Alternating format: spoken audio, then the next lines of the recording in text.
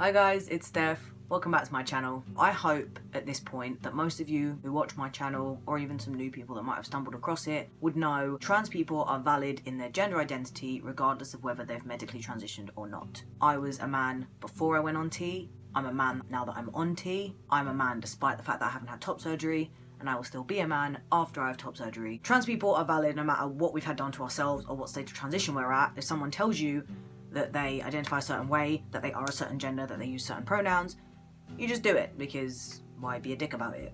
But something I've seen said a lot by TERFs and transphobes, and even just by some people that are not necessarily trying to be transphobic, but they're just ignorant, is that trans people aren't fully transitioned or aren't our correct gender until we've fully medically transitioned. I've seen people say trans men aren't men until they have a penis, or trans women aren't women until they have vaginas. The issue with saying someone's only finished as a person until they've reached this certain stage is that, spoiler alert, this might be a shocker, but this stuff doesn't happen overnight.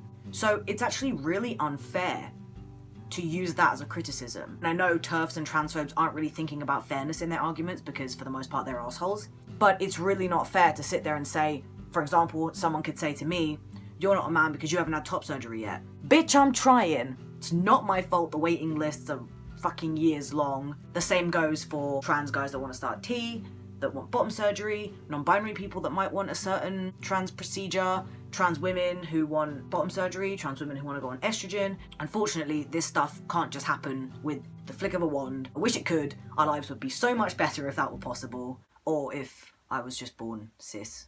That would also be really handy.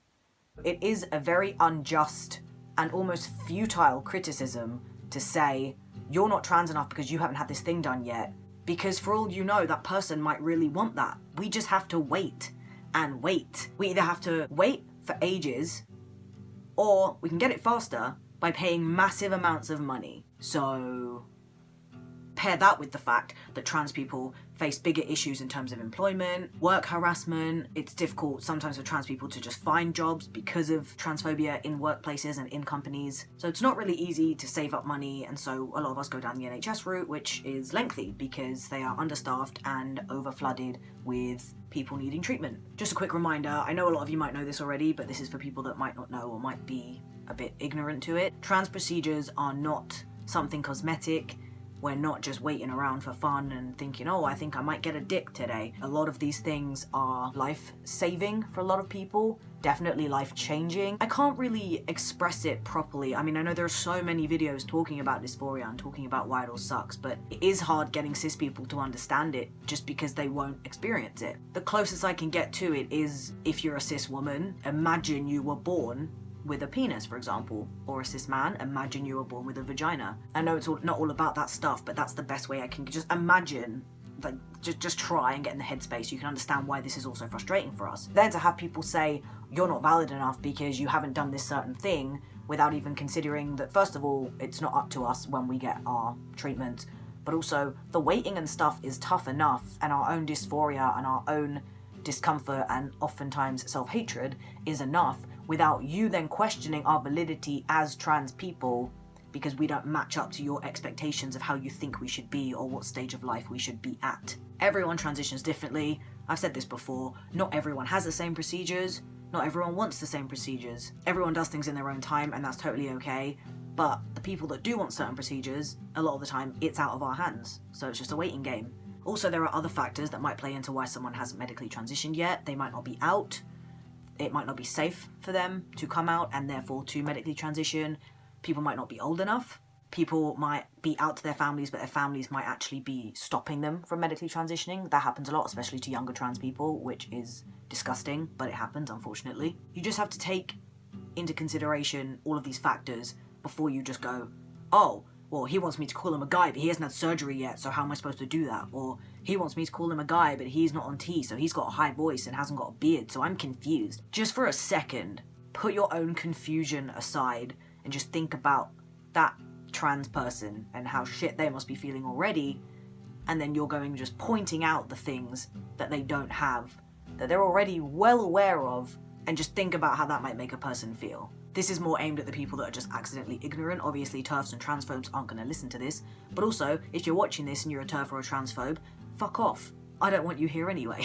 What I'm just trying to get at is blanket statements like, you're not a man because you haven't done this, you're not a woman because you haven't done this, are just stupid, really, and pointless, because you cannot apply an entire statement like that without knowing an individual's circumstances, their journey, what they want, what they don't want. It's a really inadequate criticism to have of somebody. So if you have found yourself guilty of saying these things, please stop it.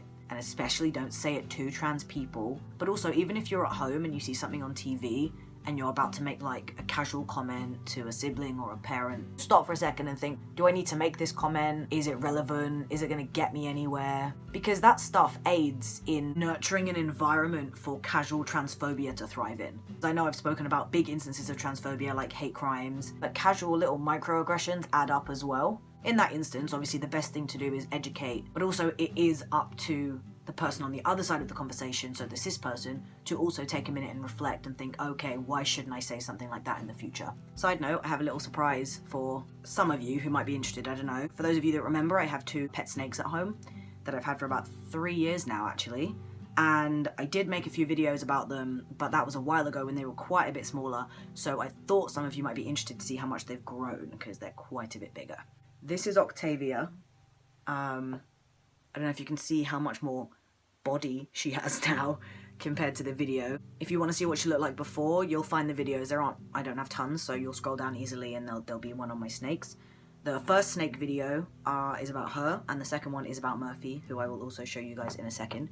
But this is Octavia. She's been really grumpy with me lately, and I'm not sure why, but as you can see, she is a big, beautiful baby. There she is. Hey, boo. Say hello to YouTube. How cute is that? Guys, is that not precious? I'm not sure if people will remember, but Murphy actually was a lot smaller than Octavia when I first got him. And this is him now. His coloring's slightly different, he's browner. But, I don't know if you can tell, he's actually quite a bit fatter than she is. Like, that's most of his body, that's the thickness. It's huge! It's like a donut. There's his little face. God, I have the posiest snakes in the world. Yeah, this is little Murphy. He's actually been really well behaved lately, and look, that's his gorgeous belly as well. They're like checkerboards. That's it for today's video. I really hope you guys enjoyed it. Hopefully somebody learned something from this or took away something useful. That is my main goal with these videos, is education. I want to try something I've never done before as well. Any trans people watching this, if you've reached any milestone recently, it could be changing your name, starting hormones, getting surgery, even coming out to somebody, coming out to a pet, coming out to your brother, coming out to your mom, anything, comment it below, because I want to spread some positivity. I want people talking about nice experiences. Leave any happy moments that have happened recently in the comments below, or tweet them to me, because I'll be tweeting this video, so if you see this video you can reply to the tweet. Hope you guys are having a good day, evening, night, wherever you are, and I will see you very soon. Bye.